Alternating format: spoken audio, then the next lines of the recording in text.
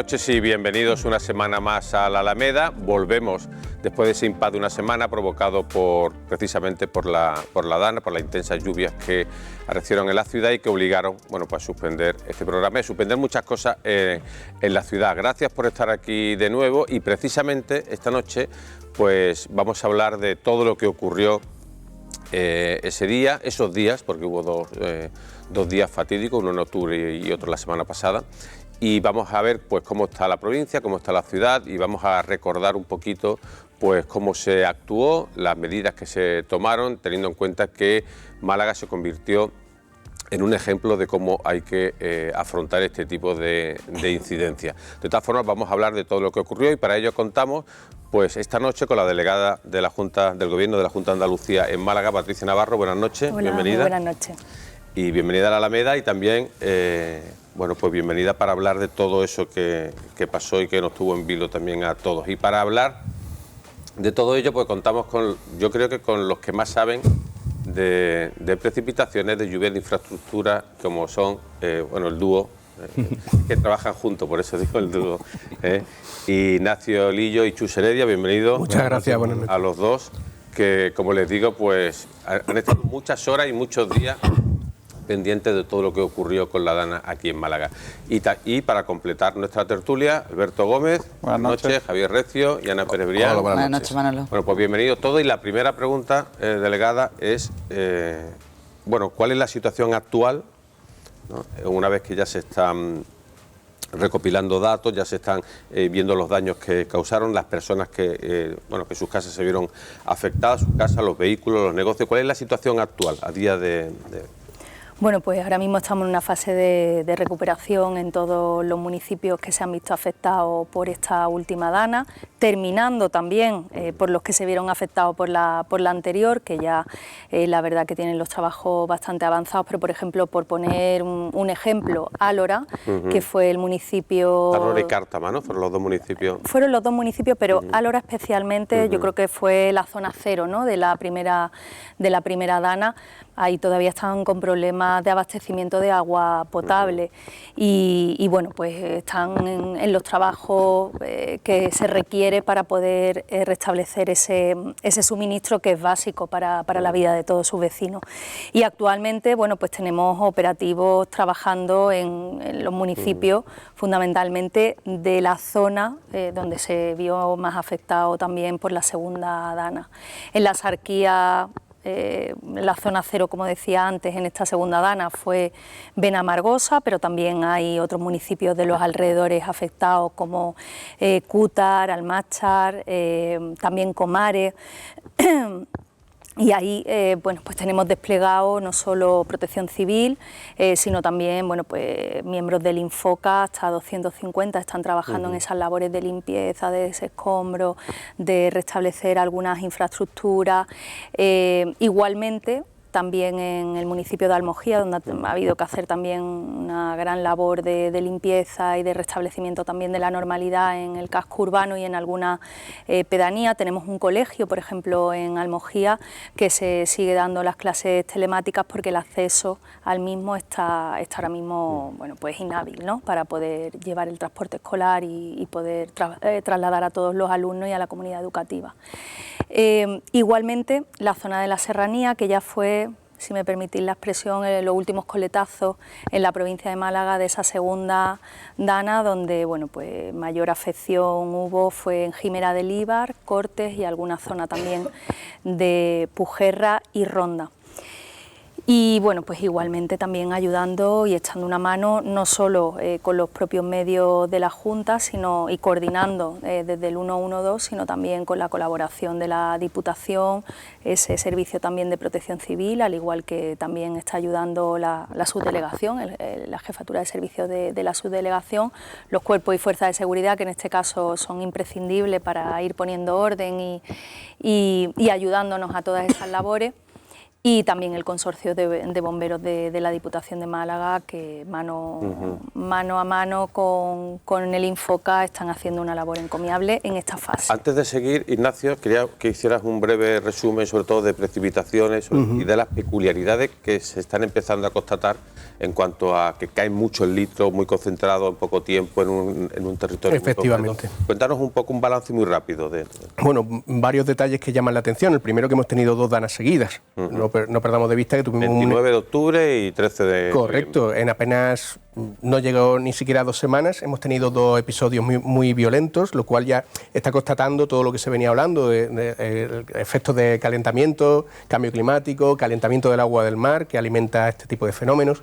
Por tanto, parece que se constata que algo de eso que se preveía, se viene hablando de hace 30 años, lo estamos viendo. En este caso concreto hemos tenido, como digo, 2 episodios que son un poquito diferentes. El primero fue una dana pura, una depresión aislada a niveles altos, ¿no? Que se manifestó sobre todo con una gran descarga en la zona del Guadalhorce, Esta segunda, la que ha afectado a Málaga capital y a Sarquía, y como decía la delegada, efectivamente luego tuvo un coletazo en Ronda, en la serranía.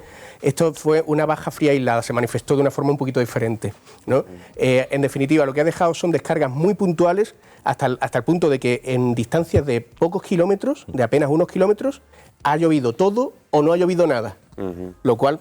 Claro, esto ¿Cómo, por ejemplo? Pues, en los municipios de la Sarquía hay algunos que están secos. Bueno, Belén Málaga mismo, la ciudad de Belén Málaga no llovió nada. Y apenas unos kilómetros más al norte tenemos pluviómetros no oficiales que nos hablan de 250 litros.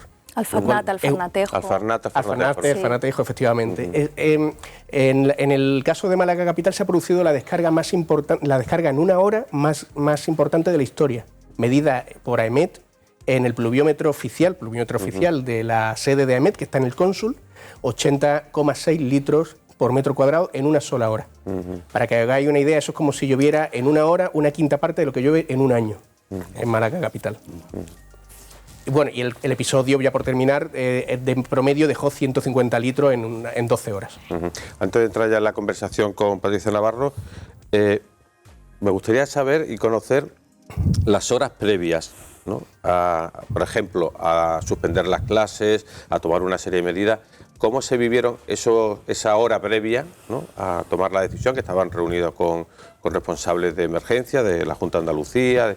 ¿Cómo se vivió, teniendo en cuenta que en la mente de todo estaba lo que había pasado antes en Valencia, que yo creo que fue determinante para que tanto las administraciones como los propios ciudadanos pues se tomaran en serio esa llamada de atención, ¿no? O esa alerta roja, ¿no? que había en Málaga? ¿Cómo se vivieron esos minutos previos, esas horas previas? Bueno, pues con muchísima tensión y con muchísima presión, porque es cierto que ya se intuía que podía ser una medida a tomar la de suspender las clases, dado el alto riesgo que había bueno, pues con esa alerta de alerta roja por fuertes lluvias, ¿no? Bueno, no voy a contar la de llamadas, mensajes, etcétera, que teníamos cada uno de los que estábamos sentados. Entre ellos nuestros del periódico. No lo quería decir yo, pero bueno, está bien que se apunte, ¿eh? Está bien que se apunte. Pero es lógico porque... Recibimos muchas llamadas, mensajes... Es que eso es lo que yo le comentaba, digo, es que estamos llamando porque... Fuisteis portavoces de la Claro, al final somos la correa de transmisión de una presión que también nos viene a nosotros de necesidad de información. Y bueno, la decisión fue difícil porque al final estábamos moviéndonos en un fino equilibrio que había que mantener entre tomar una decisión tan drástica, teniendo en cuenta que a esas horas todavía no teníamos la alerta roja tal cual, teníamos, bueno, un preaviso de que podía ocurrir, estábamos en nivel naranja esa hora, pero ni siquiera dentro de AEMET, y esto no sé si lo hemos comentado, pero ni siquiera dentro de AEMET había unanimidad en que esa alerta roja se fuera a declarar, ¿no? Y bueno, pues esto evidentemente nos hacía dudar porque creábamos un precedente. Málaga, como se ha dicho, es una provincia donde las alertas por fuertes lluvias vienen, van, en los últimos años se han cumplido relativamente. Y ha seguido la vida normal. Y ha seguido la vida normal. Y bueno, pues parar el mundo o parar la vida por lluvia, pues claro, tienes que saber entiendo muy bien que pesó en qué mucho momento. el tema valenciano. Claro. Hombre, el clima, lo ha dicho también Manolo, ¿no? En la sociedad, pero también en las propias instituciones, estaba propicio para que esta decisión se tomara, ¿no? Pero insisto, creábamos un precedente y entonces era una gran responsabilidad el tomar esa decisión. Y luego, bueno, también teníamos el recuerdo de las anteriores alertas rojas que habíamos tenido muy recientes y que no se habían cumplido, ¿no? Bueno, al final yo creo que actuamos correctamente, que llovió y llovió bastante, y el que no tuviéramos gente en esos desplazamientos que hay que hacer habitualmente todas las mañanas, casi todos los que estamos aquí tenemos que hacerlos para llevar a los niños al cole, evitó no solo una catástrofe mayor, sino incluso accidentes y bueno, incidencias que hubiéramos tenido. Un auténtico caos, hubiera sido un caos. Un auténtico caos. De todas maneras, a mí me gustaría saber qué problema hay en sentar ese precedente de prevención de ante una dana, una gota fría, lluvia torrencial, Ninguno. por ejemplo, que los niños no vayan al colegio. Ninguno, siempre y cuando lo tengamos claro. Es decir, si nosotros nos dijeran, oye, alerta roja mañana, desde las 8 de la tarde, que fue más o menos la hora a la que decidimos que se cortaran las clases, pues no hay problema. El problema es cuando a esa hora todavía tú no tienes ni siquiera la alerta roja.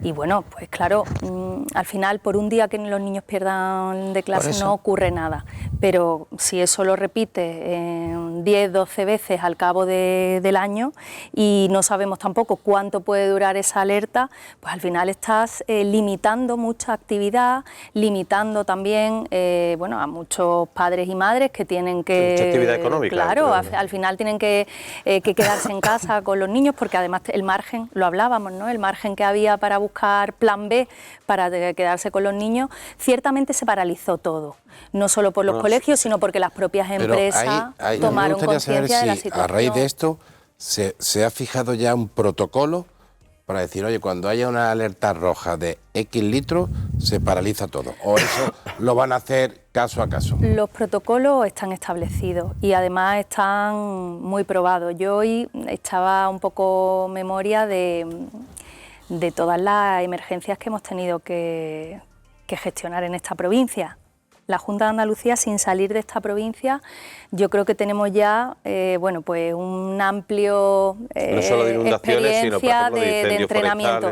Desde que yo estoy de delegada del Gobierno, y nos podíamos remontar algo más atrás, pero justo un mes antes de yo entrar en la delegación del Gobierno en la Junta de Andalucía, hay que recordar, no tiene nada que ver con esta emergencia por fenómeno meteorológico, ¿vale? Pero tuvimos el caso Julen, que era, bueno, pues fue un caso inédito que no se ha producido y Dios quiera que no se vuelva a producir en ninguna parte del mundo, ya no digo de España, del mundo, ¿no? Luego hemos tenido inundaciones bastantes, que esta dana, la primera, se ha cobrado una vida, pero es que en 2021 se cobró 2 vidas, otra situación muy parecida en el municipio de Mija, y nadie se acordaba hace una semana de aquello. Un coche. Y anteriormente, en 2012, un coche que cruzó el río Mija. Correcto. Y en 2012, que no estaba yo de delegada, pero sí, vamos, recuerdo perfectamente, no me acuerdo dónde estaba, estaría supongo que en el Senado en aquella época, pero recuerdo de ver en aquel momento al presidente de la Diputación de aquellos años, que era Elías Bendodo, con el subdelegado de entonces y tal, acudir a estas inundaciones, unas inundaciones muy parecidas a estas, donde además también en Álora se cobró la vida de una persona, también de una mujer. Pero ha habido un punto de inflexión, perdón, ¿ha habido un punto de inflexión a la hora de enfrentarse a este tipo de alertas? Pues quiero decir, ahora con cierta perspectiva fue una buena decisión la de suspender las clases, sobre todo, porque eso evitó la circulación de muchísimos coches. Te hago un apunte para que incidas, Jaime, un poco, Alberto, si puedes, ¿no? Porque además todo el mundo decía, parecía la pandemia, o sea, la época de la pandemia, porque estaba la ciudad absolutamente vacía. Os doy un dato si queréis, el 75% de los coches se quedaron en casa ese día, 75%. Claro, supongo que pensar que hubiera podido pasar si no se suspenden las clases y al final ese porcentaje de coches es mucho más alto. MT y metro parados también. Da miedo, da un poco de miedo. Eso ha sentado un precedente. ¿Hay un punto de inflexión a partir de ahora con las alertas? Bueno, yo creo que, insisto, los protocolos están establecidos, están probados, están entrenados. Esto es, digamos, un añadido más a todo ese entrenamiento que se ha tenido, especialmente en esta provincia, ¿eh? Yo esta mañana bromeaba en una reunión con los delegados territoriales y decía, oye, igual esto a lo mejor en Jaén o en otra provincia pues hubiera sido más novedoso. Aquí es que estamos muy acostumbrados a tener que gestionar emergencias y a gestionar situaciones complicadas, ¿no? Pero bueno, insisto, los protocolos probados, las alertas las tenemos más o menos controladas porque ya también estamos muy curados de espanto en cuanto a esas alertas que se generan y que después no se cumplen. Como me sonó la tarde del martes. Pero ese es un mecanismo que se ha incorporado a los protocolos de emergencia hace relativamente poco. Y se iba a probar, de hecho, el día 6 en Archidona, creo que claro, era un teníamos campillo, un simulacro Al final, el día 6 lo teníamos de verdad. para que también, hombre, de alguna manera los ciudadanos tengan la tranquilidad de que para estas cosas nos preparamos y mucho previamente. Los simulacros se hacen cada 2 o 3 meses. Hay que reconocer, perdona, una cosa. Y en Campillo, perdón, sí. Manuel, en Campillo había el día 6 de noviembre, como decía Chus, un simulacro por riesgo de inundación. Justo, que tuvimos que suspender por esta situación y ahí se iba a poner en marcha el ESALER. Pero ¿no creéis que ha habido un cambio de mentalidad? Eso yo creo que es evidente, pero incluso, sobre todo en la ciudadanía, porque incluso el mismo día por la mañana había comentarios que decían, si no va a llover, si no sé cuánto, la ciudad vacía, es decir, que había cierta incredulidad sobre si había habido un poco de sobreactuación, ¿no? Que luego se demostró que no, pero es evidente que, no sé qué opináis vosotros, que es verdad que la ciudadanía, yo creo que ha sido la que más se ha dado cuenta de lo... Los primeros comentarios en las noticias, empezamos a publicar noticias a las 6 de la mañana en el periódico, los comentarios eran los de siempre. Otra vez 4 gotas, otra vez se han equivocado, claro, luego vino la... De todas maneras, yo insisto, y Patricia acaba de hacer ese balance por todas las inundaciones previas, de que Málaga, sobre todo también a nivel de inundaciones, está acostumbrada a gestionar. Incendios. Yo estoy convencida de que si no hubiera pasado lo de Valencia, hemos tenido otras alertas rojas donde la vida ha seguido tal cual. Sí, pero también digo es decir, incluso en esas inundaciones que referías de mi hija, la vida seguía más o menos igual. Hemos tenido un montón de alertas rojas. ¿Cuántas veces lo hemos hablado? Valencia ha marcado un punto de inflexión, yo creo, radical en esa gestión institucional. También hay una cosa que no gana elecciones y que marca para mí un hecho diferencial entre Valencia y aquí. Lo voy a decir, el 112, la ampliación de contratos del Infoca.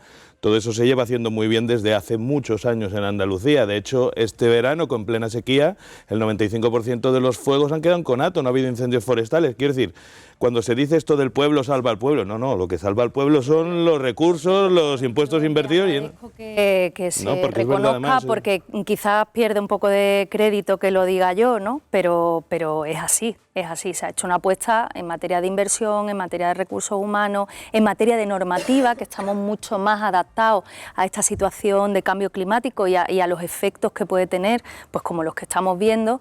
Y yo creo que, bueno, es que nada más, fijaros, hoy lo comentábamos también, el hecho de haber podido gestionar esta situación desde una sede del 112 como la que tenemos en Málaga desde hace año y medio, es que no tiene nada que ver.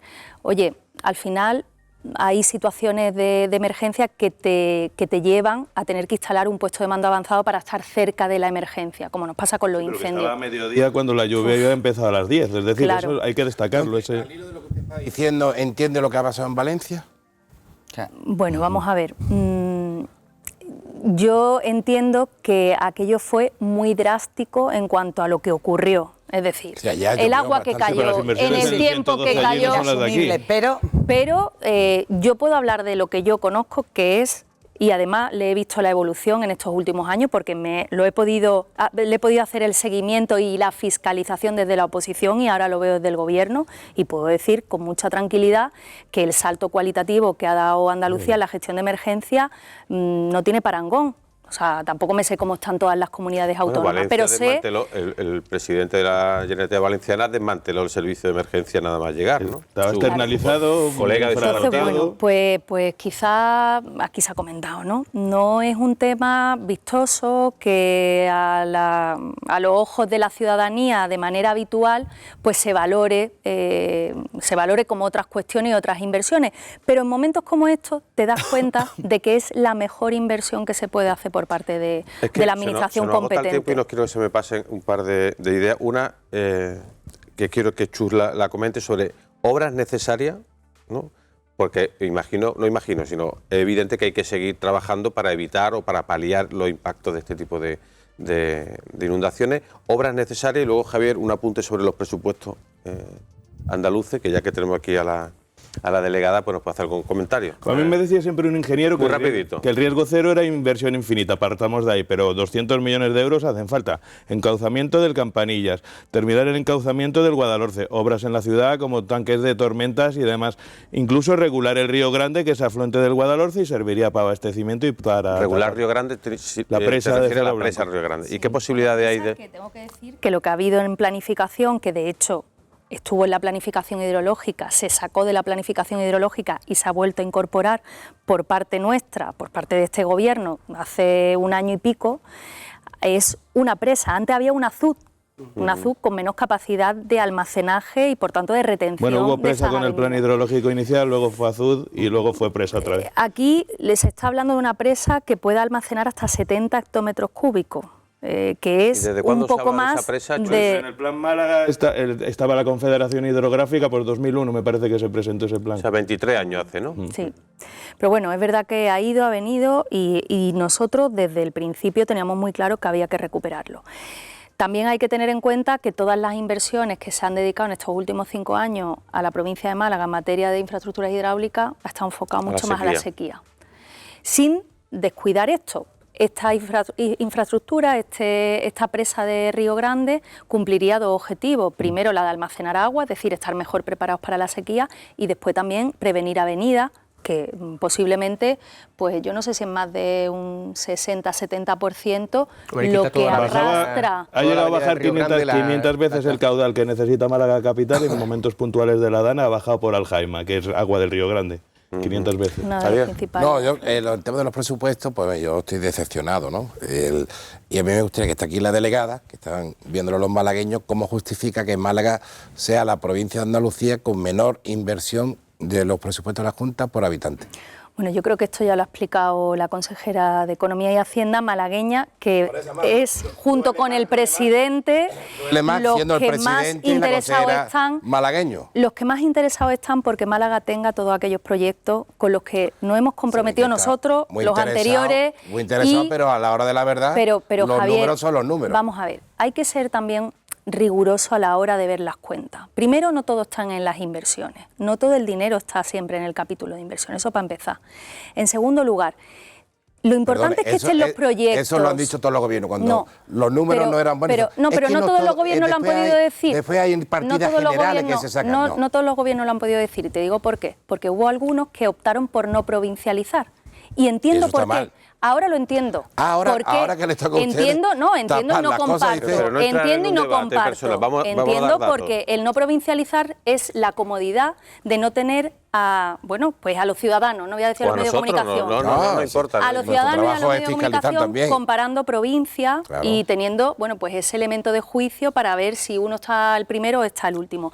Pero creo que es mucho más importante el ejercicio de transparencia que se hace provincializando, no solo por esas comparativas, que es lo de menos, porque las inversiones, insisto, tienen que darse en el momento en el que la tramitación en el proceso de contratación está para que tenga ese respaldo presupuestario el proyecto. Si está redactándose un proyecto, en ese año en curso que está de plazo para la redacción, no va a tener consigna presupuestaria. Es que es normal. 5 millones para el auditorio, el año que viene que no se va a hacer nada. Esa misma pregunta, la misma, Javier. El año que viene quiero que me hagan esa misma pregunta. Enhorabuena porque los presupuestos por este año son los que son. Como las obras se planifican, ya sabemos lo que vamos a tener. Sí, pero es que dice usted eso, pero para el auditorio han puesto 5 millones y todos sabemos que no se va a gastar.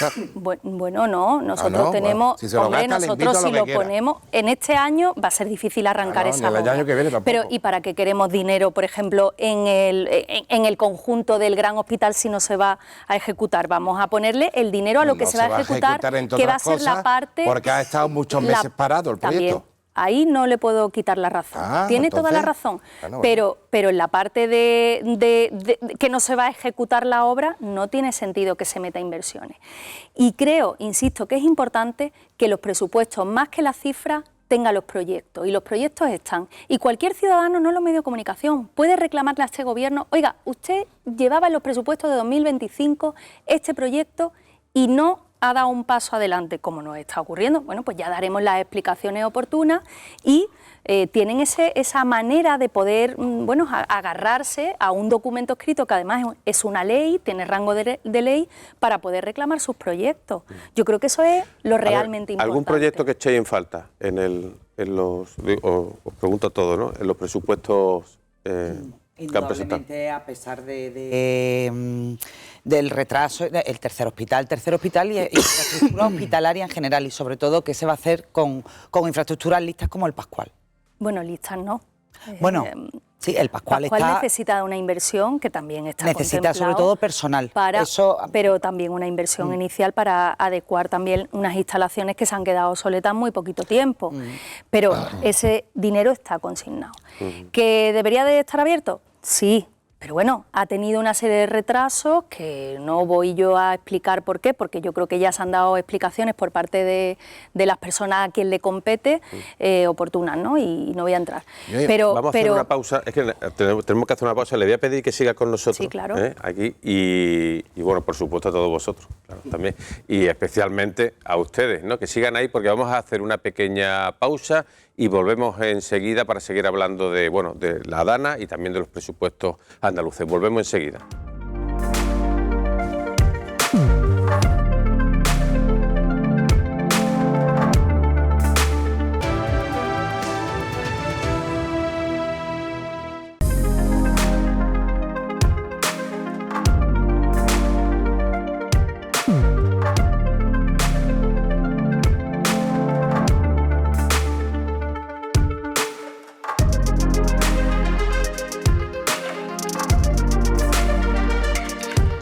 Reanudamos nuestro paseo por la Alameda en este programa, si me permiten, especial, porque estamos hablando de todo lo que ocurrió en la Dana, el impacto que ha tenido y las consecuencias y los trabajos que habrá que hacer en el futuro. Estamos con los periodistas Ignacio Lillo, Chus Heredia, Alberto Gómez, Javier Recio, Ana Pérez Brián y con la delegada de la Junta de Andalucía, Patricia Navarro. Y ahora tenemos una conexión especial, porque si hubo una persona que centralizó todo lo que se decidió en Andalucía respecto a la Dana, no fue otra que el presidente de la Junta de Andalucía, Juanma Moreno Bonilla, al cual creo que tenemos en Bakú. Hablaremos de él desde Bakú, donde se está celebrando la cumbre del clima y que tenemos una conexión para poder hablar con él.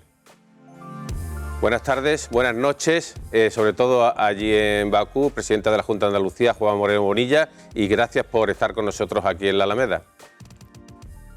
Buenas tardes y muchas gracias, Manolo. Un placer y un saludo a todos los tertulianos y compañeros que están presentes en este programa.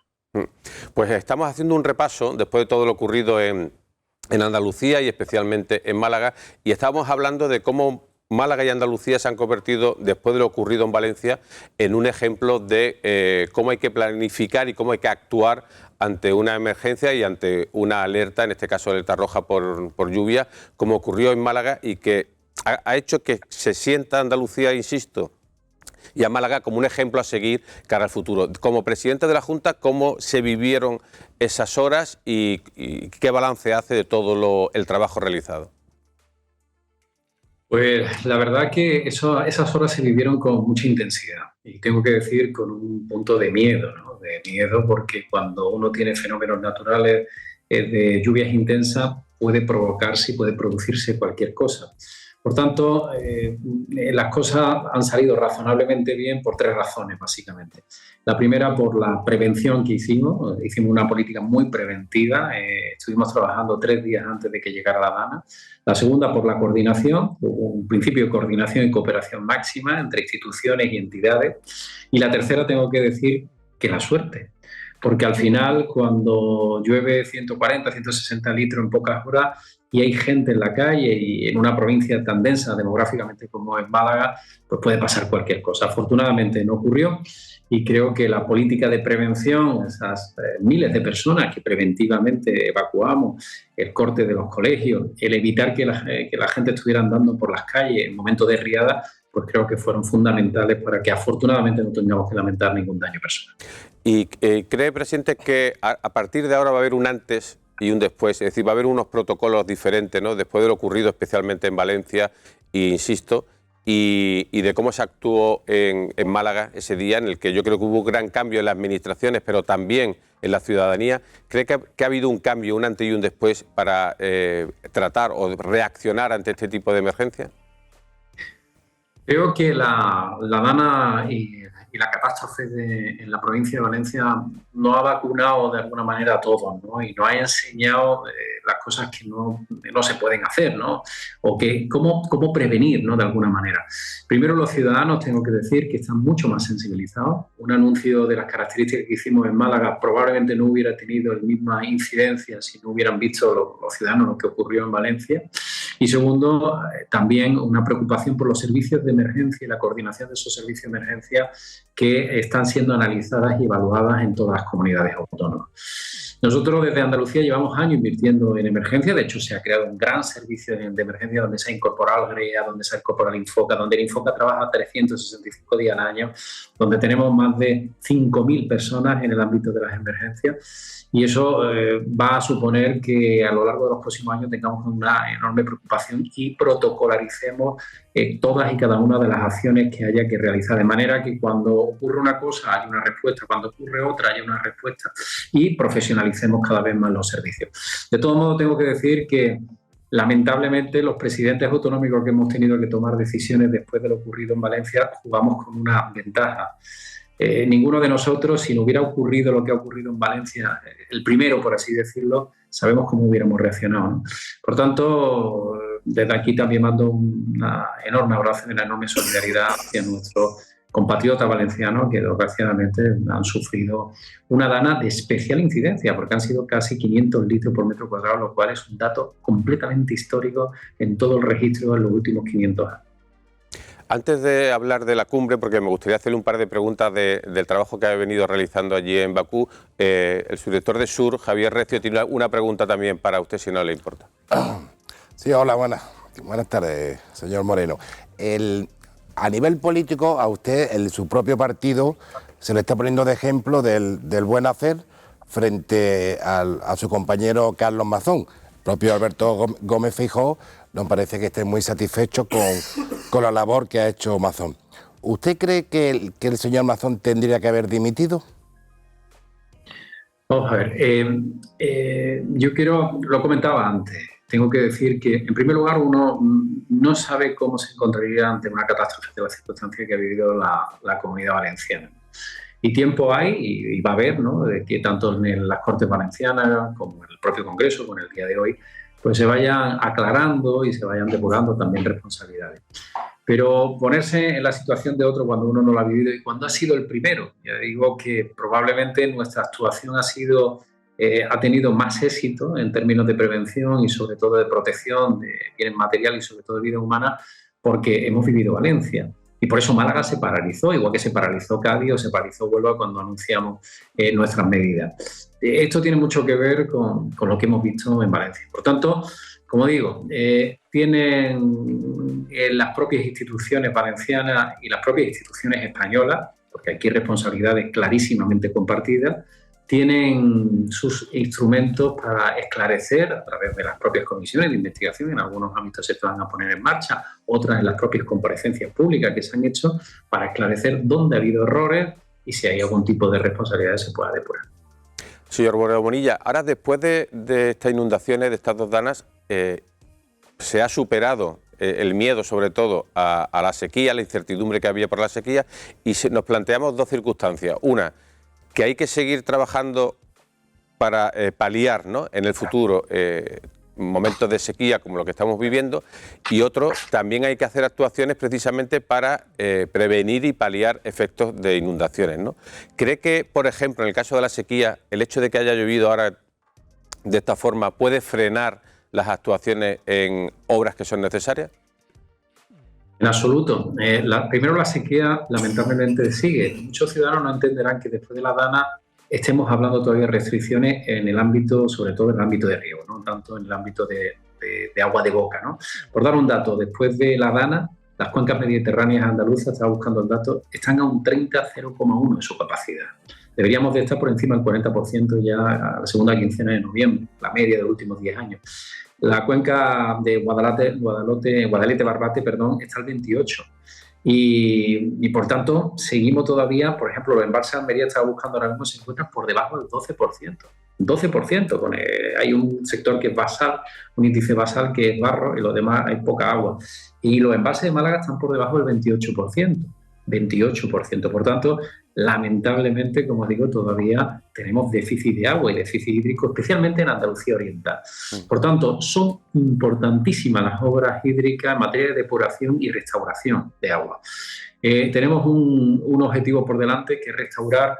Pues ahora mismo restauramos, cuando yo llegué de presidente se restauraba 18 hectómetros cúbicos, que es depurar esas aguas y reutilizarlas. Ahora estamos depurando y restaurando un 70%, y en tan solo 3 años vamos a estar en 180 hectómetros cúbicos, que van a servir agua para la agricultura, para la industria, para el sector turístico, y agua que va a ser fundamental para nuestra propia actividad económica. Pero no solamente tenemos que seguir haciendo esas obras, sino también tenemos que hacer embalses. Hemos visto que hacen falta embalses que no solamente sirven para que tengamos agua, sino por seguridad. Hay embalses en ciertas zonas que hemos estudiado topográficamente y geográficamente que son muy importantes para estas grandes avenidas de agua. Por tanto, ninguno de los proyectos que tenemos en marcha se puede parar y no se debería parar por el resto de la administración. Nosotros vamos a seguir con nuestro plan hacia adelante, porque creo que Andalucía lamentablemente va a tener ciclos, de sequía cada vez más recurrentes. Y nos debemos de preparar para ello teniendo esas dos alternativas, la desalación de agua, por un lado, a los municipios que están en la costa, y por otro lado, tanto el interior como el de la costa, la propia restauración que técnicamente se puede hacer hoy en día para que toda esa agua que utilizamos podamos volver a utilizarla y, por tanto, tengamos cubiertas nuestras necesidades hídricas. Y confía, presidente, porque es imprescindible, ¿no?, la colaboración del Gobierno central para estas obras, tanto para paliar la sequía como para paliar inundaciones. En el ámbito del Estado, en el ámbito de Andalucía, completamente.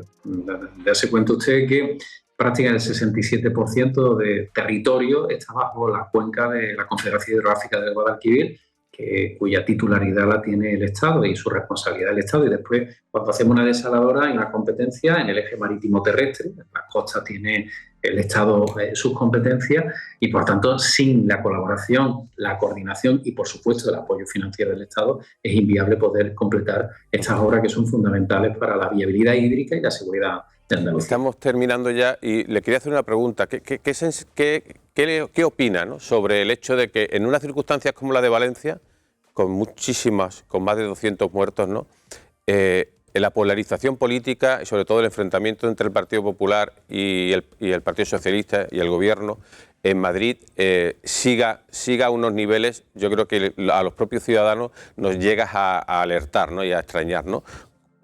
¿Qué siente usted como político y como presidente de Andalucía también cuando ve que incluso en esas circunstancias el enfrentamiento político sigue su marcha, ¿no? Bueno, yo no estoy en el ámbito nacional, no estoy en las estrategias ni en las decisiones del ámbito nacional, no me compete. Y las circunstancias políticas en España son tensas desde hace ya algunos años. Y esa tensión y esa polarización, que bajo mi punto de vista tiene un origen en la propia acción del gobierno actual, ¿no?, que ha marcado una agenda, una ruta y unos socios tremendamente polarizados, pues ha generado una situación que es terriblemente incómoda para los ciudadanos, yo lo digo en el día a día, y terriblemente incómoda para la vida pública. Yo pediría siempre y siempre pido sosiego y serenidad, lo pido en el Parlamento y lo ejerzo en el Parlamento y lo practico en el Parlamento, serenidad, educación y calma. Yo creo que todos estamos en posesión de tener una visión de la sociedad y es legítima todas ellas, que son diferentes. Y hay cosas en las que no nos vamos a poner de acuerdo porque somos diversos, la sociedad es diversa, pero sí que creo que hay muchos puntos en común, muchos objetivos comunes en los que tenemos que ponernos de acuerdo. Y especialmente en el ámbito de las urgencias. Ahora mismo, en el ámbito de la urgencia que necesitan los ciudadanos afectados por las inundaciones y por la dana, necesitan unidad, necesitan apoyo y necesitan que todos empujemos en la misma dirección. Eso es clave. Y eso es lo que quieren, lo que desean y lo que debemos de darles los que tenemos la enorme responsabilidad pública en este momento. Llama la atención, señor Moreno Bonilla, que todo el mundo hable de cambio climático y, si no me equivoco, es el único presidente autonómico que está en la cumbre del clima, ¿no? Sobre todo hablando de agua regenerada y de reforestación también. Es un poco paradójico todo eso, ¿no? Que le pregunto por ello y también pues el balance que hace de su participación en esa cumbre que se está celebrando en Azerbaiyán. Bueno, pues es sorprendente. A mí me sorprende que sea el único presidente. Al final, lo he dicho muchas veces, a mis colegas siempre les los animo a que vengan porque es importante. Uno existe cuando está en los sitios. Andalucía ha crecido mucho internacionalmente, no solamente en el Parlamento Europeo. Acabo de terminar hace un rato una conferencia y sí voy a seguir en el pleno de las regiones de Europa, donde ha estado, por cierto, está el señor Illa, está el señor Paje, está el señor Mazón, han intervenido los cuatro. Y yo soy vicepresidente del Comité de las Regiones, pero sobre todo cuando uno está ahí sirve para muchas cosas. En primer lugar, sirve para tener presencia, Andalucía sea conocida y reconocida, sirve para intercambiar experiencia con regiones que tienen el mismo problema con nosotros. Tenemos ahora mismo un nivel de relación, de intercambio de información y de experiencia con California sumamente interesante, porque tengo que decir que van adelantados, están utilizando metodología técnica para no solamente estos acontecimientos extremos climáticos, sino también con las sequías que ellos también están padeciendo. Y después hemos anunciado y hemos llegado a conclusiones muy importantes. En regeneración de agua, Andalucía en escasos 4 años va a ser la comunidad autónoma con más regeneración de agua de toda España y una de las demás de toda Europa.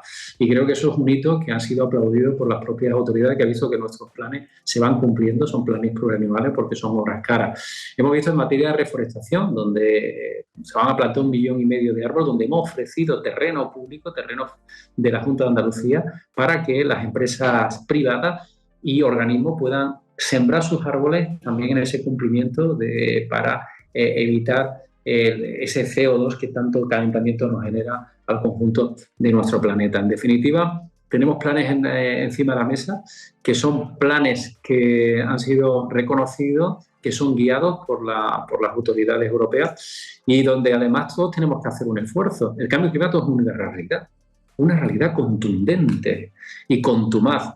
De los primeros paneles que se vieron en el año 90, allí cuando estaba Al Gore, vicepresidente de Estados Unidos, y Naciones Unidas empezó a hacer unas previsiones, muchas de las cosas que hoy estamos viviendo decían que iban a pasar a partir del 2050. Y ya estamos viviendo episodios extremos climáticos, como estamos viendo en Andalucía. Pasamos de 5 años, llevamos un quinquenio de sequía en Andalucía, y pasamos a lluvias torrenciales, temperaturas cada vez más cálidas. En definitiva, tenemos que mitigar esos efectos y al mismo tiempo tenemos que adaptarnos a esas circunstancias del cambio climático. Andalucía está mitigando y trabajando de una manera muy intensa. Ya hoy Andalucía, toda Andalucía, que es la comunidad más poblada de España, consume toda la energía que consumimos, el 61% procedente del mix de renovables.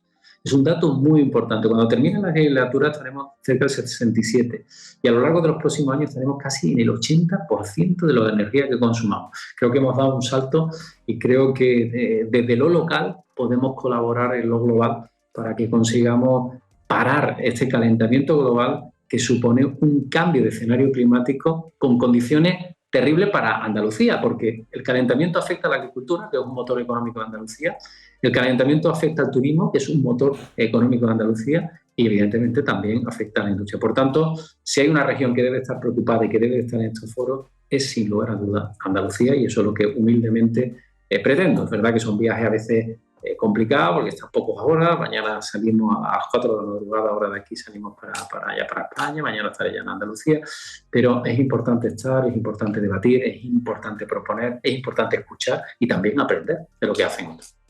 Muy bien, presidente. Pues gracias, señor Moreno Bonilla, por atendernos, por hacer un hueco en esa agenda allí en Bakú, y muchísimas gracias por estar aquí en la Alameda con nosotros.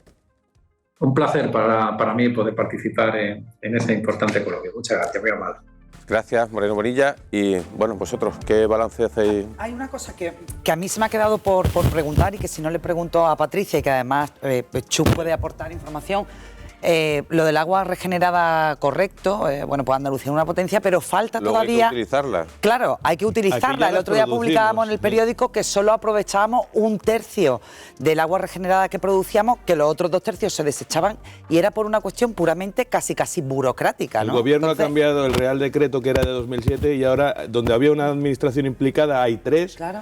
Cada uso está tasado, es decir, es un papeleo. Acosol está intentando regar los jardines privados con agua regenerada y todavía no ha conseguido tramitarlo. Claro, por eso que más allá de esa infraestructura yo creo que es importante también poner en valor una cuestión, y es que agua regenerada no hay sin depuradora. Claro. Depuradoras nos encontramos en un decreto, en un acuerdo de Consejo de Gobierno de 2010, casi el 80% de 200 y pico que se acordaron ahí sin hacer. Y luego introducir los tratamientos terciarios, que era tan fácil como introducirlo en el momento que se hacía la depuradora, que tampoco se han hecho y ya hemos tenido que volver a hacerlo. Y ahora canalizarlo, es decir, que estamos, digamos, en la última fase de todo ese proceso y demasiado, porque es que es verdad que la sequía ha sido una oportunidad para con procedimientos de emergencia poder correr y movilizar inversiones de manera muy rápida para todo esto.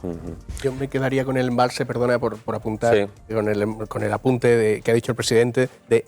El cambio de paradigma es brutal. O sea, hay que hacer pantano. Creo que podríamos llevar fácilmente 20 años sin escuchar la frase hacen falta obras. Porque eran falta obras hidráulicas. Sí, pero echar los pantanos antes. Efectivamente. Bueno, lo siguen siendo, ¿eh? O sea, quiero decir, sigue habiendo esa... Me refiero que hay, por ejemplo, el Partido Socialista aquí en la provincia es contrario, ¿no? A las presas. A eso me refiero. O sea, que hacen falta presas, eso es un mensaje que no habíamos escuchado en muchísimos años. Y efectivamente los ingenieros coinciden, hacen falta presas. Efectivamente. Pues es un buen tema para el periódico. Correcto. Hace un buen tema. Bueno, creo que te habías quedado con una pregunta. No, es que como comentaba, comentaste, oye, si estábamos...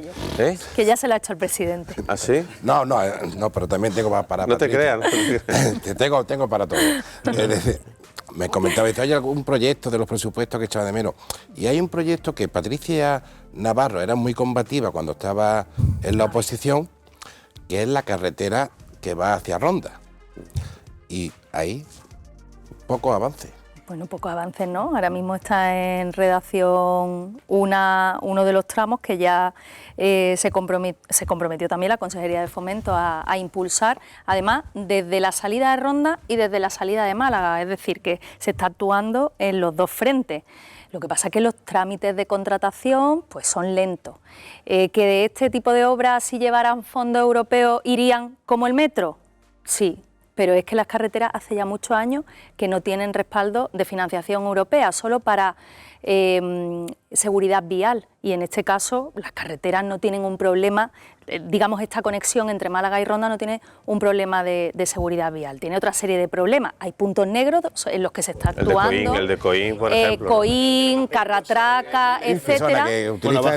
No, pero Coín estamos hablando de la A355. Esta que estamos tratando es la A357 si y la me permite, A367. como Patricia va a entrar Francis Salado, me gustaría saber si la pugna que tenían de la salida que tenía que dejar el cargo, fue usted la primera que lo dijo hace ya unos meses, que tenía que abandonar la Diputación o la Alcaldía de Rincón.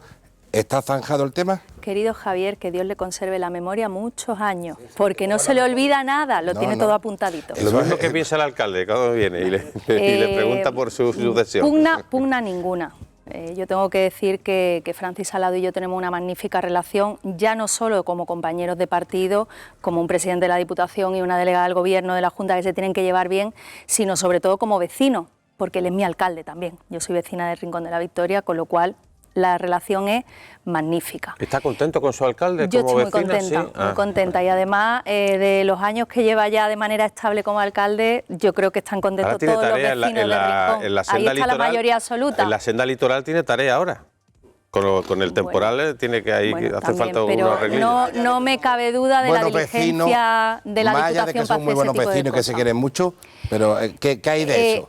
De eso hay que, hay un criterio que no es propio de Patricia Navarro, es propio ya del partido. El partido está empezando a optar por otra serie de, bueno, pues de maneras de trabajar, que lo que va pidiendo, porque es lo que nos va pidiendo también la ciudadanía, es mayor exclusividad en el ejercicio de nuestras responsabilidades.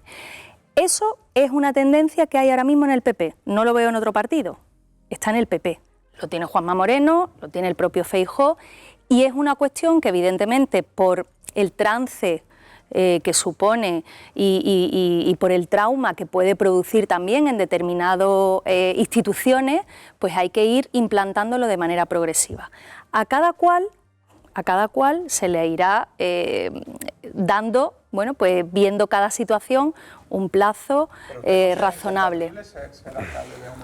Mire usted, es que no se trata de lo que yo, es que no se trata de lo que yo considere. Como ha incidido en que no es un criterio suyo, yo le pregunto. No se trata de lo que yo ¿Pero usted lo considera incompatible? Insisto, creo que es algo que la propia sociedad nos está demandando y que incluso los propios cuadros del partido también lo están pidiendo. Ahora bien, estamos en un momento en el que en esta misma tertulia hemos estado hablando de Dana, hemos estado hablando de presupuestos con proyectos importantes.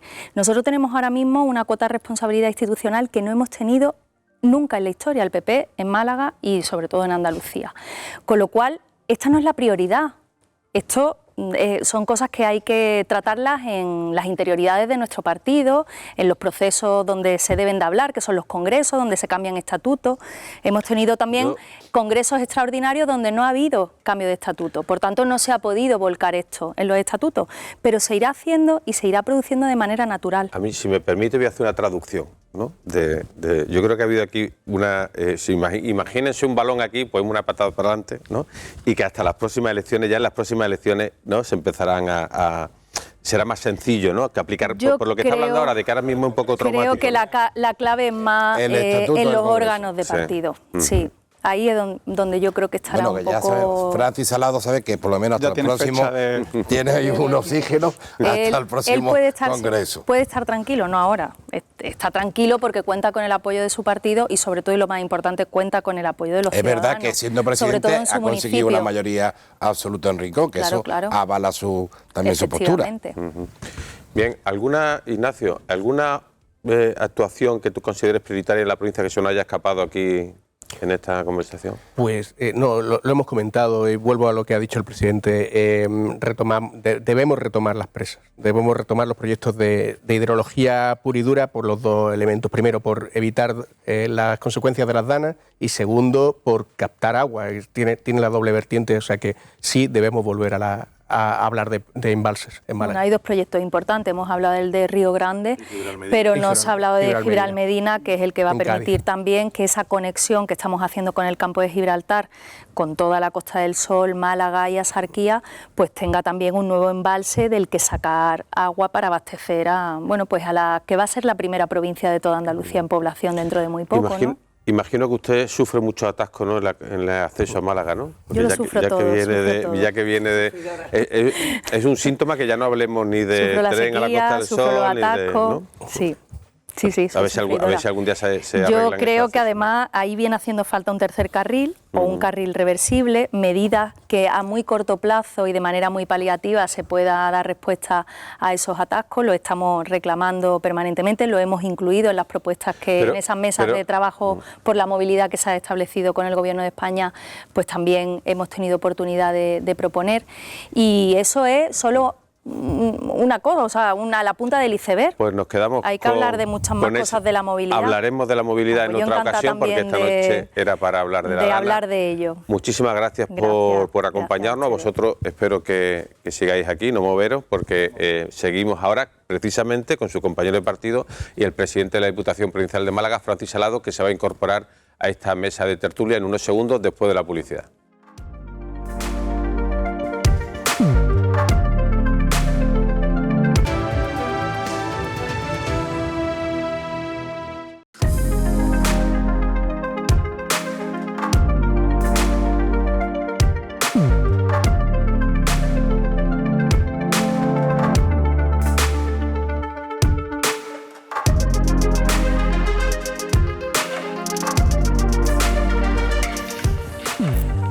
reanudamos este paseo informativo por la Alameda después de hablar y charlar con el presidente de la Junta de Andalucía, Juanma Moreno Bonilla, desde Bakú, en Azerbaiyán, donde se ha celebrado la cumbre del clima. También hemos hablado con la delegada del Gobierno de la Junta aquí en Málaga para hablar de todos los efectos que ha tenido la DANA aquí en la provincia, y ahora ya culminamos este repaso de todo lo que ocurrió la semana pasada con el presidente de la Diputación Provincial y alcalde de Rincón de la Victoria, Francis Salado. Buenas noches. Muy buenas noches. Pues vamos a hablar de la DANA, pero digo por enlazar un tema con otro, irremediablemente, Javier, ¿no? Tenemos que hablar. ¿Qué ha hecho Javier? ¿Qué ha hecho Javier? A Patricia Navarro, que fue la primera que dijo que usted... Me lo imagino, Javier. Por eso. Ella ha dicho, me gustaría escuchar su respuesta, si usted está dispuesto a ceder ya o la Diputación o la Alcaldía, o va a esperar a que sea oficial en el Congreso del PP, en los estatutos, que se establezca esa medida. Bueno, sí, poco más o menos ha dicho que ahora mismo no es el momento, ha dado un poco patada para adelante, no ha dado una patada al balón hacia adelante, y bueno, queremos saber un poco su opinión para empezar a hablar. O si desde el partido se ha parado esa presión. Sí, bueno, esta estrategia la marcó Juanma Moreno, el presidente del partido a nivel andaluz. Una estrategia que quiere implantar a nivel nacional, ¿no? De una persona, un cargo, ¿no? Pero eso yo siempre le transmitía mi idea, que cuando tienes un compromiso con el Rincón de la Victoria, incluso con la propia Diputación, en mitad del partido hacer esos cambios puede ser contraproducente para el partido y para la administración a las que nos debemos, ¿no? Que puede crear una distorsión importante que sea peor el remedio que la enfermedad. El presidente lo ha entendido, pero me ha transmitido que la estrategia del partido es eso, una persona, un cargo, y que habrá que atemperar los tiempos para que sea lo menos perjudicial posible para las administraciones implicadas, ¿no? Y en esa tarea está, ha dicho que no es prioritario en este momento. Vamos a ver los periodos congresuales, cómo se afronta, etcétera, etcétera. ¿Y usted es partidario de esa medida? A nivel, en el Congreso, ¿usted va a estar a favor de esa medida? Yo siempre he transmitido que en el caso de las diputaciones provinciales es una administración muy municipalista y al final se nutre de concejales o de alcaldes, ¿no? Y yo creo que no hay incompatibilidad que un alcalde pueda ser presidente de la Diputación. Luego, a un escalón superior, si un alcalde tiene que ser senador, diputado, en función de... Otra cosa, la incompatibilidad legal. Pues ahí sí puedo decir que una persona que está en una alcaldía, pues, que hace en el Congreso, ¿no? Evidentemente. No tiene ni siquiera relación, ¿no? la política que se está tratando allí. Yo creo que en la política municipal no hay incompatibilidades, en otras políticas creo que sí tendría que haber esa incompatibilidad. Si le dieran a elegir. Eso es como si me dice, bueno, ya le han dado, si quiero más a mi padre o a mi madre. Ya, pero él se habrá planteado, pues mira, me llena más la Diputación o me debo a mi pueblo. Sí, es que desde la Diputación trabajo para el Rincón de la Victoria, y del Rincón de la Victoria trabajo más también para el Rincón que para la provincia, ¿no? Así que... Sí, pero al fin y al cabo lo ve venir y sabe que en el medio plazo va a tener que tomar una decisión. Soy una persona que cuando doy mi palabra quiero cumplirla, ¿no? Y la primera palabra que di fue a los ciudadanos del Rincón de la Victoria, ¿no? Y marcharme ahí en mitad del partido y eso, pues no me gustaría. Yo si tuviera que apostar, digo que hasta las próximas elecciones no va a haber ningún cambio. Creo que el partido no nos va a tomar la decisión de que tengamos que elegir. La presidenta Patricia también está de acuerdo, y yo creo que esto se va... Hasta el próximo congreso. Entonces, exactamente, hay que ver cómo se refleja esto en los estatutos del partido, a nivel nacional, etcétera, etcétera. No ha dicho nada de eso. Bueno, ¿algún detalle más? No. Vamos a hablar sobre todo, el análisis de la provincia, de cuál es la situación actual. Se lo hemos preguntado también a la delegada, se lo preguntamos al presidente de la Diputación, situación actual después de la DANA y sobre todo las urgencias o las acciones prioritarias que hay que tomar en la provincia. Bueno, la situación de la provincia es complicada, ¿no? Porque al final hay un montón de familias que lo han perdido todo y que tienen que venir las ayudas cuanto antes. ¿Están ya contabilizadas? No, a mí me están pasando las que vamos a hacer frente por parte de la Diputación Provincial. Nos las van a transmitir a través de los servicios sociales comunitarios de los distintos ayuntamientos, menores de 20.000 habitantes, que son los que gestionamos nosotros, y vamos a ver la cuantificación, y luego vamos a ver si incluso podemos llegar a municipios mayores de 20.000, aunque el PSOE no está de acuerdo con esto. Yo siempre he dicho que estamos para ayudar a las personas, y si entre todos podemos ayudar a todas esas personas, viva donde viva, pues mucho mejor, poniendo presupuesto municipal, poniendo por supuesto a la Diputación, de la Junta y de todas las administraciones, porque al final no hay recursos para todo y entre todos llegaremos, ¿no? Y en ese aspecto estamos trabajando, ya incluso hemos transferido dinero a algunas familias que sí están siendo atendidas por los servicios sociales comunitarios de la Diputación, que la tenemos mucho más monitoreada, ¿no? Y ahí sí se han entregado ya las cantidades, pero cuando venga ya el montante total, tenemos 1 millón de euros, a ver lo que suma y las peticiones que hay, si va a ser suficiente y si no, pues inyectarle más dinero, ¿no? Hoy en el Pleno de la Diputación Provincial, no, ayer en el Pleno de la Diputación Provincial aprobamos 1 millón de euros de inicio, que por cierto, el Partido Socialista votó en contra de la iniciativa, en fin, está como ahí un poco desnortado. Porque les parece poco, porque no quiere que haya 1 millón. Tendré que preguntarle a ellos, yo qué sé, como estaban ahí, que fue un tema que entró por urgencia, yo creo que no se han estudiado bien el tema y no han medido bien las consecuencias de ese voto, ¿no? En fin, han votado en contra, ¿no? Incluso el plan también que llevamos de 20 millones de euros, 10 para infraestructura en materia de aparcamiento y 10 para deportiva, se ha abstenido. En fin, que eso habrá que preguntárselo a ellos. Nosotros seguimos nuestro camino, creemos con las iniciativas que necesita la provincia y la situación... No dejan de hacer política ni en plena catástrofe. Eso lo tendrá que preguntar natural a ellos, ¿no? Porque nosotros lo que nos toca ahora es gestionar. Para eso somos gobierno y ellos pues fiscalizar, hacer propuestas y hacer oposición. Y yo no sé qué oposición hace con esa abstención y ese voto en contra. Bueno, usted le llamó ayer flojo. Bueno, no, ayer no, en el pleno anterior. Bueno, algo que le ha sentado bastante mal, se lo ha reprochado hoy José González. Bueno, yo quito ese calificativo, pero yo te pregunto ahora, una persona que no hace su trabajo, que no cumple sus responsabilidades, que se le paga para eso, ¿tú qué calificativo le darías? Bueno, claro, pero no, yo te pregunto. Esa es la opinión que usted tiene del personaje, claro. No es la opinión, son hechos objetivos. Alberto, si tú... Hombre, hechos objetivos. Son hechos objetivos, si tú sabes que estás elaborando un presupuesto, le mandas una carta a la oposición pidiéndole que hagan aportaciones y llega el día del pleno del presupuesto y me acusa de lo que ninguneamos, de falta de lealtad, de desprecio, porque no hemos aceptado nada ni nos hemos reunido con ellos para elaborar presupuesto, bueno, es que, oiga, y yo le he dicho, ¿y por qué no lo ha hecho? A mí me gustaría teniendo saber... su obligación, su responsabilidad, pagándole por eso que están liberados, teniendo técnicos que lo paga la Diputación a través del grupo para hacerle ese trabajo y no lo hacen, yo pido aquí que me digan cómo calificarían a esas personas. A mí me gustaría en su empresa, en su trabajo. El adjetivo que usted usó lo retira. Que quizás a lo mejor no tengo que decir esa calificación, pero bueno, yo a los ciudadanos les pregunto, el que hace esas cosas y no cumple sus obligaciones, ¿cómo lo calificamos? Pues entonces a mí me dice que yo lo estoy despreciando, pues yo lo que he hecho es explicar cuál es el escenario. Que si es flojo, irresponsable, o bueno, que cada uno le ponga el calificativo. A mí me gustaría quiera. saber, en una institución cercana como Diputación, donde todos tienen el teléfono de todo el mundo, donde hay una relación casi cotidiana y de piel con piel, ¿no hay un momento antes del pleno donde el presidente a lo mejor llama, oye, José, que el pleno es mañana y no tenemos nada de esto? ¿Se escenifica realmente...? No, tenemos junta de portavoces, sí, siempre antes de todos los plenos. ¿Y qué se dice en la junta de portavoces? Con 2-3 días de antelación, y allí miramos el pleno. ¿Y es igual de bronca o no, con normalidad miramos los asuntos de pleno, que se va a votar por cada uno, si va a haber debate, no va a haber debate, si hay una enmienda, en fin, allí negociamos los tiempos, todo, ¿no?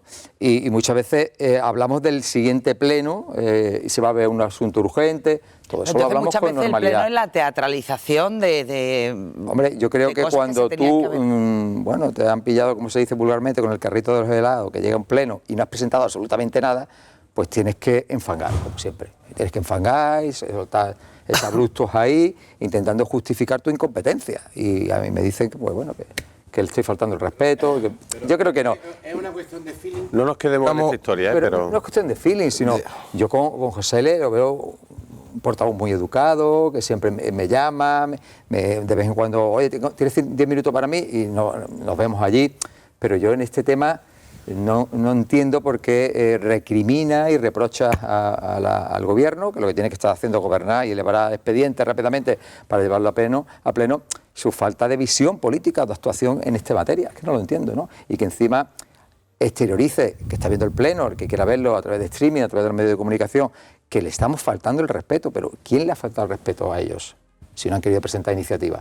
Yo creo que quien le falta el respeto a los ciudadanos son ellos, que le están pagando con sus impuestos para que hagan oposición y no lo han hecho.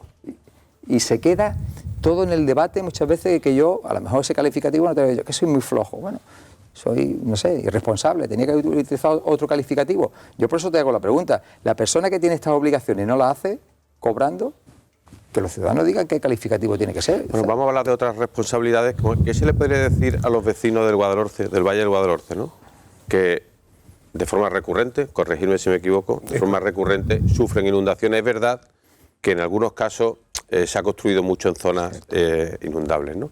Pero ¿qué se le puede decir sobre actuaciones futuras, obras que se puedan hacer para paliar, para intentar asegurar más que no se vuelva a ocurrir estos hechos? Bueno, yo creo que en el Guadalhorce hay que hacer fundamentalmente esa presa que necesita el Río Grande para retener esas grandes avenidas y que va a tener dos funciones. Función pues preventiva de que pero no si haya... tan claro lo ven ustedes, porque nos ha comentado lo mismo Patricia Navarro y el propio presidente Juanma Moreno Bonilla. Entonces, ¿dónde está la dificultad para hacerla? O sea, ya teniendo en cuenta que no es competencia claro, de la es que aquí hay cambios de criterio, es como el Plan Hidrológico Nacional.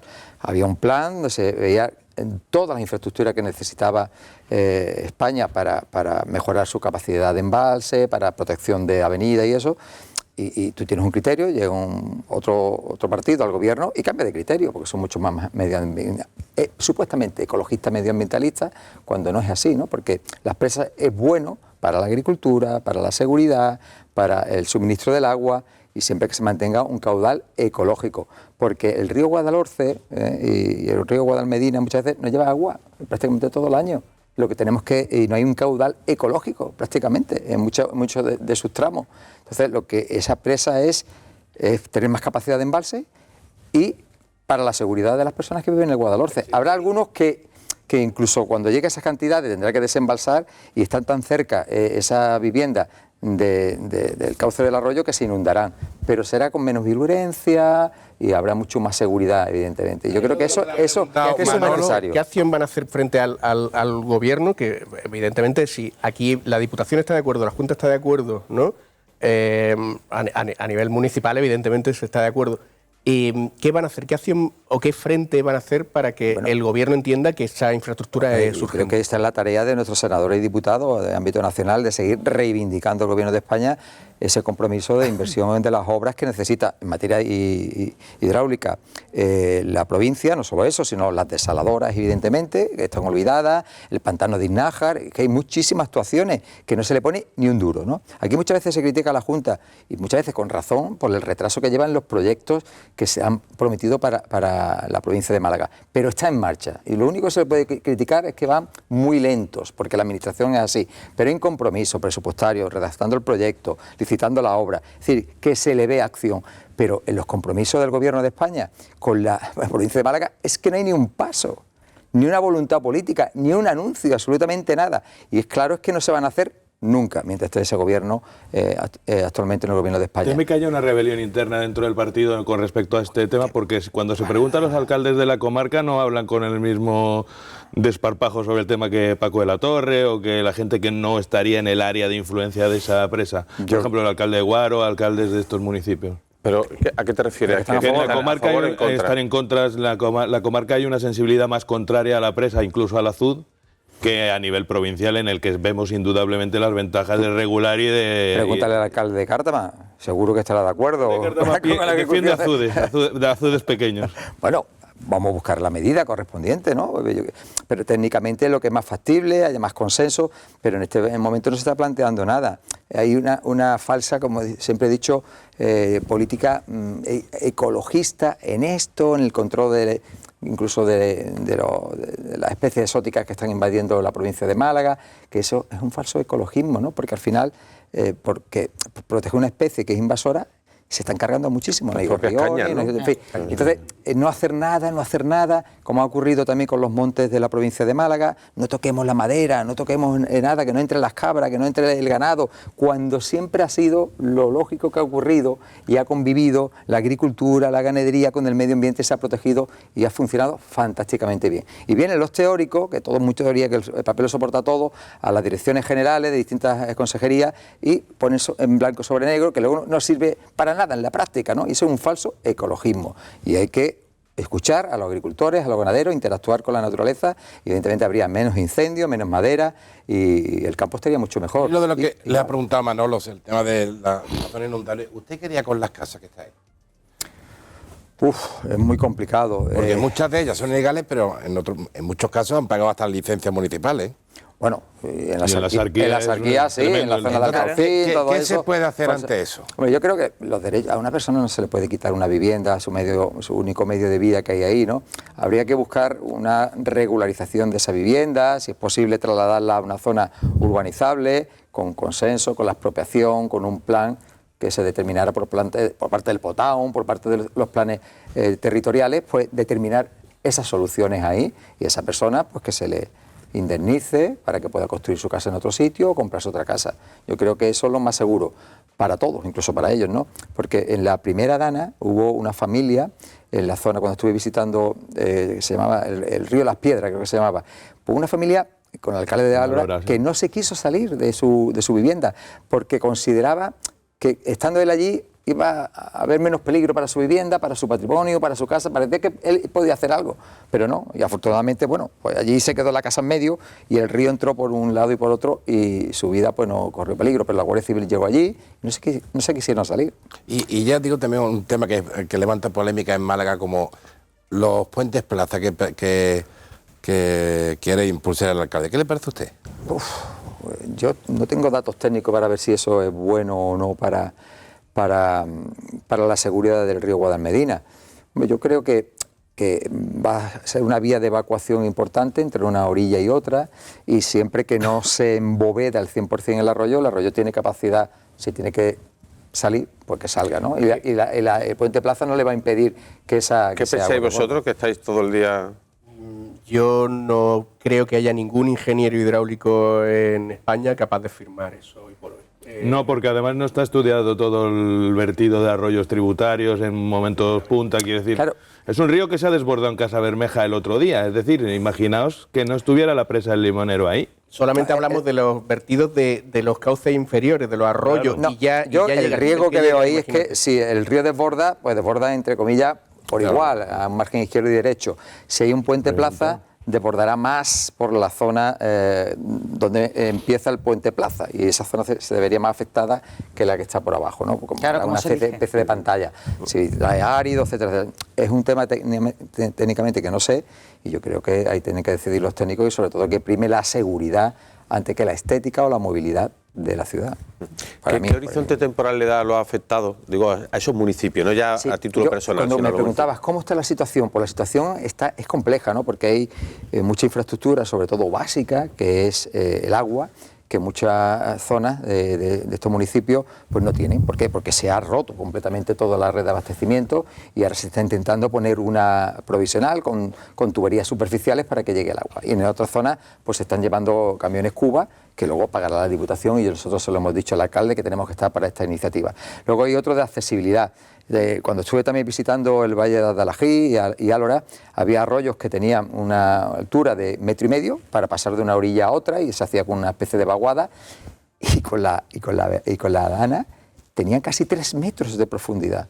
¿Tú cómo restableces esa accesibilidad de una orilla a otra con 3 metros de profundidad? 6 metros llegó el Benamargosa, que es un río que nunca lleva en una gota. Es muy complejo, o sea, entonces hacer esas obras de accesibilidad requiere su tiempo, ¿no? Entonces, lo que sí se está intentando es restablecer esos servicios, limpieza de barros y eso, y ahora lo que hay que esperar es, una vez que han presentado esos daños a su delegación de gobierno, a la Junta de Andalucía, valorarlo, a ver qué líneas de financiación van a liberar cada uno, qué montante cumple, y a ver si la Diputación puede hacer frente a todo eso. Entonces, yo voy a tener una prioridad: primero la familia, segundo los servicios básicos y esenciales, y los gastos extraordinarios que han tenido, porque no tienen capacidad. Entonces, el primer plan que hagamos en la Diputación, que este año hemos hecho 3 planes, 3 PAIN, a los municipios, a los ayuntamientos, municipios, ¿no? Le daremos para que puedan pagar ese gasto corriente de compra de máquinas, de agua, etcétera, etcétera, de alquiler, que seguramente le va a descuadrar su presupuesto. Ahí estaremos.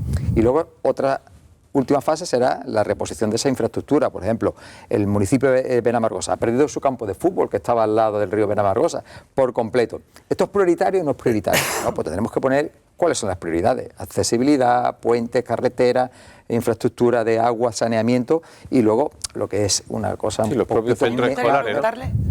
En ese papel que tiene la Diputación de primera puerta a la que llamar, sobre todo entre los municipios de menos de 20.000 habitantes, en el plano cercano, ¿cómo están los alcaldes de Benamargosa, de Jimena de Heribay? ¿Estaban muy desesperados? ¿Qué piden como algo prioritario a esa primera puerta que es la de Diputación? Ellos están desesperados porque todos tenemos... Desesperados y enfadados, quería preguntar también.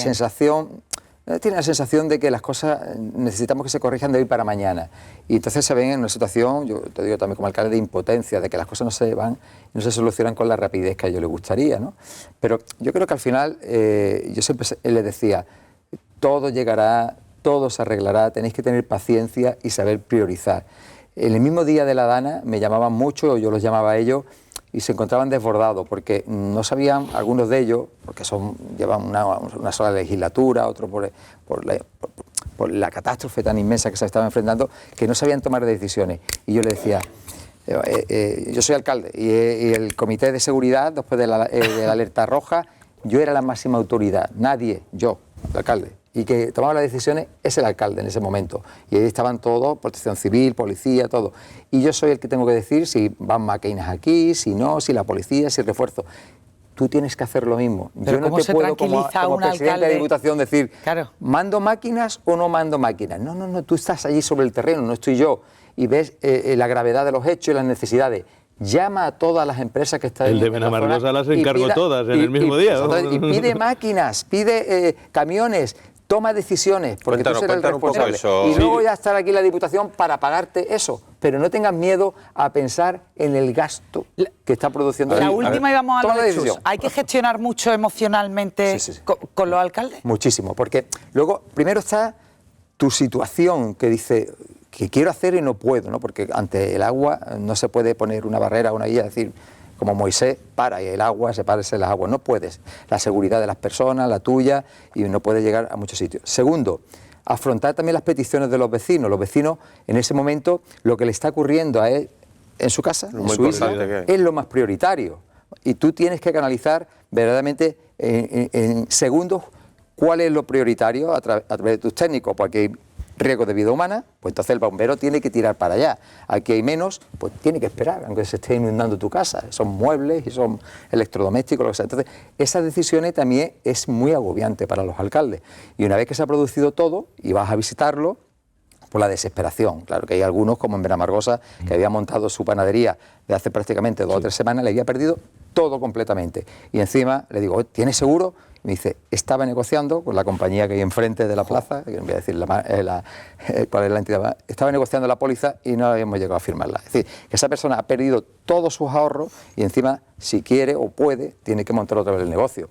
Entonces, ante esto de desesperación, pues claro, ¿qué ocurre? Ahora tenemos el foco mediático, pero cuando termine todo, pues ellos se quedan ahí. Y veremos a ver si llegan las ayudas del consorcio de seguro, de todo. Cuéntanos un poco lo de... Sí, es un asunto curioso porque al hombre, evidentemente no es una persona que esté acostumbrada a tratar con medios de comunicación, le venían todas las teles nacionales, todas las productoras, y el hombre contaba de una manera, además, con mucho sentido común, que se había dedicado a llamar empresa por empresa y a recabar excavadoras, máquinas de acopio y tal, y al día siguiente estaba a pleno rendimiento el despeje del pueblo, ¿no? Claro. Y el tío lo contaba, dice, es que mi prioridad es recuperar la normalidad cuanto antes. Y no se me ocurre otra lógica que empezar a llamar a máquinas. Claro. Sí, ¿qué ibas a decir tú? No, digo, lo de la historia que ha contado el presidente de la Diputación, si la Diputación le va a echar la mano al panadero. Bueno, yo no quiero hacer aquí falsas promesas. ¿Por qué? Porque hay que ver cuál es la cuantía de los daños que se han producido en el ámbito de infraestructura municipal, de bienes de personas, de su vivienda y de comercios, que va a dar cada administración, porque yo soy un granito de arena muy pequeño en relación al presupuesto que tiene el Gobierno de España y de la Junta de Andalucía. Yo siempre le he dicho al alcalde, estoy convencido que en proporción al presupuesto de la Diputación, que suma algo más de 335 millones de euros, porcentualmente os voy a dar más dinero que el resto de administraciones. Darlo por seguro, ¿no? Porque mis recursos están ahí para ellos, ¿no? Y si este año he hecho 3 PAIN, cada uno de 17 millones de euros. Explique lo que es un PAIN. Porque un plan de apoyo económico a los municipios, PAIN, ¿no? Plan de apoyo económico a los municipios. Pues va a ir para vosotros, ¿no? Y tendrán prioridad, y ya se lo he dicho a los alcaldes, a los que han tenido daños por temporales para la infraestructura. Y luego para las personas y los comercios hay que ver el consorcio de seguros hasta dónde llega. En fin, hay muchas circunstancias sobre la mesa que yo no puedo analizar y decir que voy a llegar o no voy a llegar, ¿no? Porque sería una falsa expectativa y mi prioridad son las personas que han perdido todo para volver a su casa y luego las infraestructuras municipales, luego los comercios, pues lo tengo complejo y complicado, porque sé que no... ¿Cuánta historia hay, no? Que como la del panadero, como la del propio alcalde, ¿no? Lo hablábamos antes con la delegada, ¿están más sensibilizados también los ayuntamientos con las alertas rojas? Sí. Yo creo que, como escuché al presidente de la Junta, dice que estábamos vacunados, ¿no? Con la Dana de Valencia. La desgracia de otros, pues muchas veces te hace tener una ventaja a la hora de afrontar esa desgracia, ¿no? Y todo el mundo estaba pensando que la Dana de Málaga iba a ser una Dana de Valencia. Entonces la gente se autoconfinó, incluso las empresas le dijeron a sus empleados no vengáis, cerramos los colegios y todo, había menos tráfico y evidentemente menos posibilidad de que ocurran desgracias y los servicios de emergencia pues podían también ir más rápidamente a cada sitio. Nos quedamos con eso porque ya se nos ha acabado el tiempo. Muchísimas gracias por venir aquí. Alberto, Javier, Ana, vosotros dos, Ignacio y Chu, representante de la redacción. Enhorabuena por todo el trabajo y también por el trabajo de esta casa, que también hizo un buen trabajo. Se ha portado muy bien conmigo. ¿Qué le ha pasado? ¿Le ha dicho algo? No sé. Es que, claro, ha tenido tanto frente que ya ha llegado un poco agotado. Bueno, gracias a todos, al presidente de la Diputación, y gracias a todos ustedes por acompañarnos, como siempre, aquí en la Alameda. Hasta la próxima semana.